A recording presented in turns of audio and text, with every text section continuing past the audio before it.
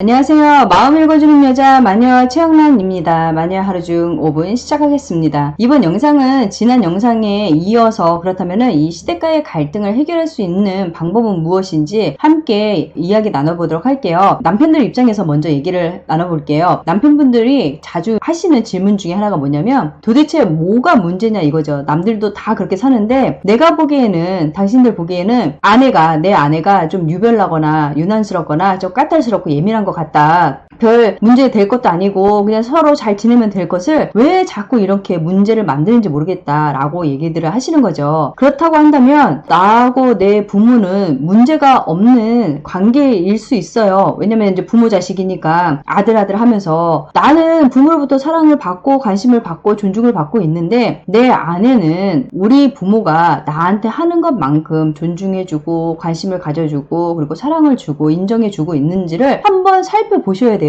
아내가 그렇게 힘들어하고 고통스러워할 때에는 이 시댁의 갈등이 이 문제는 아내가 그만큼 무시받고 그리고 천대받고 하대받고 그리고 수모스러운 이런 일들을 너무 많이 겪는 상황일 수 있는 거거든요. 그렇기 때문에 이 문제가 계속해서 끊임없이 일어나는 것이고 집안의 불화가 일어나는 거죠. 우리 남편분들이 한 번만 곰곰이 생각해 보세요. 우리 아내가 우리 부모로부터 그리고 내 가족으로부터 진짜 한 사람으로서 존중받고 있는 삶을 살고 있는지 이것이 가장 우선일 것 같아요. 두 번째는 아내가 좀 제발 어떻게 좀 해봐. 어머니 좀 연락 좀 안 왔으면 좋겠어. 그리고 너무 힘들어하고 얘기를 했을 때 남편분들이 듣긴 들어요. 알아. 아내가 고통스러운 거 아는데 내가 손을 쓸 수 없는 사람일 수 있거든요. 이거 굉장히 중요해요. 왜냐면 나 역시도 내 부모가 너무 무서운 거예요. 두려운 존재일 수 있어요. 그리고 내 가족도 내 누나나 내 형이나 아니면 내 밑에 있는 동생들이 너무 나를 압박하는 존재일 수 있거든요. 이것은 다시 얘기하면은 나 역시도 채 자라지 못한 어린아이가 있는 거예요. 그들로부터 어떠한 좋지 않은 경험으로 계속 시달려 오면서 가스라이팅 비슷한 이러한 상황 속에 놓여있는 관계라면은 나도 내가 내 아내의 고통을 알면서도 나 몰라라가 아니라 나도 도망갈 수밖에 없는 이런 연약한 사람일 수도 있는 거거든요. 그렇다면은 이 부분이 해결되기 위해서라도 그리고 내가 나서서 이 문제를 어떠한 식으로 끌고 갈 수 있을 만큼의 힘을 키우기 위해서라도 나는 성숙한 어른이 돼야 되거든요. 단단한 사람이 돼야 되는 거예요. 마음이 단단한 사람이 돼야 되는 거예요. 그러기 위해서라도 거리 두기를 좀 하셔야 돼요. 부모가 무서워. 내 누나 형들이 너무 무서워. 그러면은 거리 두기를 통해서 그 시간 동안 만나지 않는 그 시간들 동안 내 마음을 키우는 연습, 훈련을 하셔야 되는 거예요. 그래야 나도 지키고 그리고 내 가족도 내 아내도 지킬 수 있는 거거든요. 이거를 하지 못하기 때문에 너무 나도 무서워서 그냥 괜히 아내한테 소리 지르고 아내한테 더 화풀이 하는 경우들도 있기 때문에 내 마음을 살펴보면서 이 살펴보는 시간을 갖기 위해서라도 거리 두기는 반드시 필요하다라고 말씀드리고 싶어요. 세 번째 우리 남편분들이 또 하시는 말씀 중에 하나는 도대체 대화가 안 된다는 거예요. 어떤 얘기를 해도 끝에는 항상 싸움이라는 거. 부부 대화의 국룰은 처음은 시작은 대화로 하되 끝은 싸움으로 끝난 것이 국룰이죠. 대화가 안 된다는 거예요. 했던 말 또 하고 그래서 미안하다고 했는데도 또 하고 언제까지 이 얘기를 들어줘야 되는지 모르겠다고 얘기를 하는 거죠. 근데 아내가 이렇게 했던 말 또 하고 하면서 계속 사과를 했는데도 이 문제를 놓지 못하는 이유는 두 가지거든요. 첫 번째는 내가 사과를 했어요. 미안하다고 얘기를 했고 그러면 그 문제의 사과와 미안하다의 끝에 해결을 했냐 이거죠. 그 문제를 그 대화에 그 답을 찾았냐 이거죠. 아내는 그 문제를 해결하지 못했기 때문에 계속 얘기를 하는 거예요. 그래서 문제를 해결해 줬어. 문제를 해결한 거야. 당신이 어떻게 얘기했어? 라고 묻는 거거든요. 근데 내가 사과했는데 무슨 소용이에요. 이게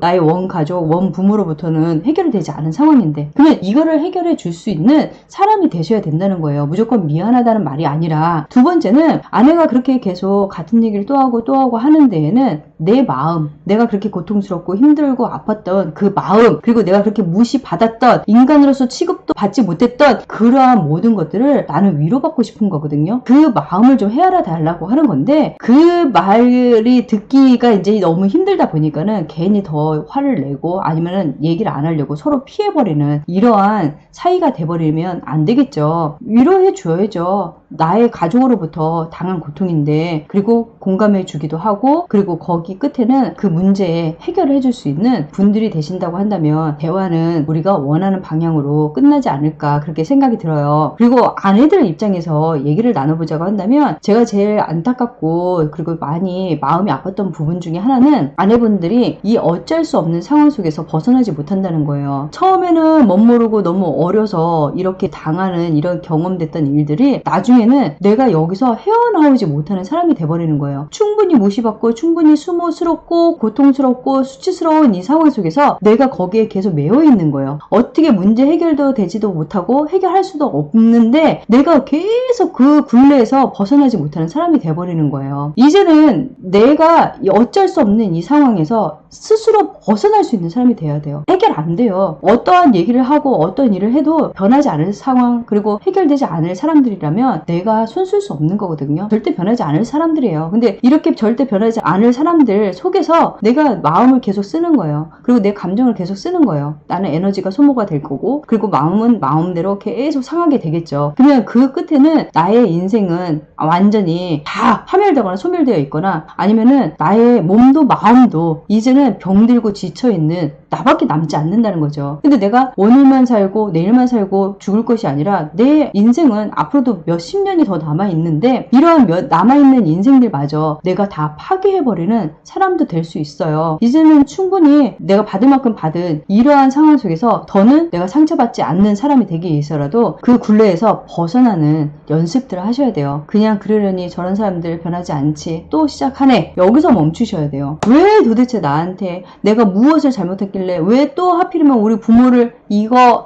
몇십 년을 내가 계속 얘기하는들 소용이 없어요. 나 혼자 속끓이는들 소용이 없어요. 그럴 시간에 나한테 온전히 투자하거나 내 가족의 행복을 위해서, 내 아이들을 위해서 더 시간을 들이는 것이 낫다는 것을 말씀드리고 싶어요. 더는 나 스스로가 나를 방치하는 일이 없으셨으면 하는 바람이에요. 두 번째는 우리 아내들도 남편분들하고 대화를 하려고 하면은 또 국룰이죠. 처음은 대화지만 끝은 싸움으로 끝나는 거예요. 아내분들이 남편분들하고 대화를 할 때 두 가지는 명심하셔야 돼요. 하나는 절대 푸념이나 감정풀이를 하시면 안 돼요. 내가 원하는 것을 얘기할 수 있는 사람이 되셔야 되는 거거든요. 그러면 네 푸념이나 감정은 살짝 뒤로 접어놓고 내가 원하는 것을 말할 수 있는 이성적인 사람이 되셔야 되는 거예요. 계속 했던 말 또 하고 내가 결혼 초에 이렇게 당했던 수모나 뭐 이런 얘기를 계속 해봤자, 당신이 내가 그렇게 힘들어할 때 당신은 바쁘다고 하고 나는 독박 육아에다 막 이런 얘기 해봤자 소용이 없다는 거예요. 이 대화를 통해서 내가 원하고 바라는 것을 이성적으로 말할 수 있는 그러한 우리 지혜로운 아내분들이 되셨으면 해요. 세 번째는 아내분들이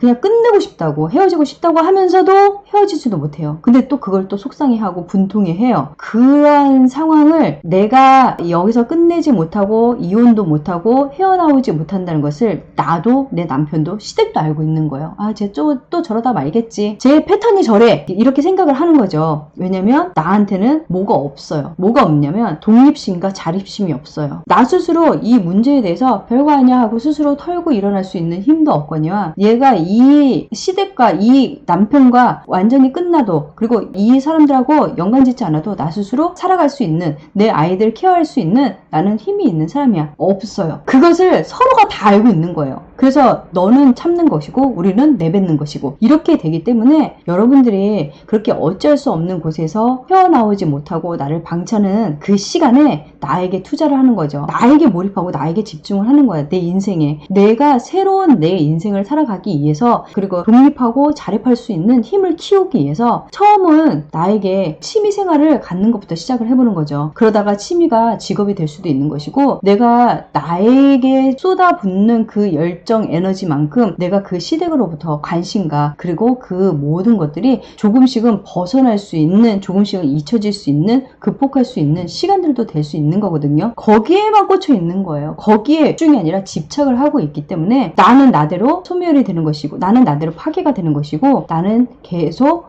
상처 속에 살아가는 사람이 될 수밖에 없는 거거든요. 이제는 나오세요. 그리고 나에게 투자하세요. 그 아까운 시간에 더 이상은 내가 무시당하는 거, 더 이상은 나를 방치하면서 내 인생을 소모하는 일이 없으셨으면 해요. 이번 주 마녀 하루 중 5분은 부부 대화의 국룰은 대화로 시작했다가 싸움으로 끝난다고 말씀을 드렸는데, 우리 부부 사이에는 대화가 안 돼요, 그렇게 말씀하시는 그런 분들은 절대 두 분이서는 대화가 안 되세요. 그렇다면 우리 대화를 중개해 줄 수 있는 좀 지혜롭고 좀 현명하신 옆에 주변에 계시는 지인분에게 도움을 요청하거나 아니면 상담소, 부부 클리닉을 받아보시는 것이 중요할 수도 있어요. 남편의 그 심리 상태라든지, 그리고 내가 어떠한 식으로 이곳에서 이런 어쩔 수 없는 상황 속에서 벗어날 수 있는지, 이러한 것을 해결하기 위해서라도 여러분들이 도움을 요청하고 찾아볼 수 있는 시간도 가져보면 어떨까 싶어요. 저는 다음 시간에 다시 돌아오겠습니다.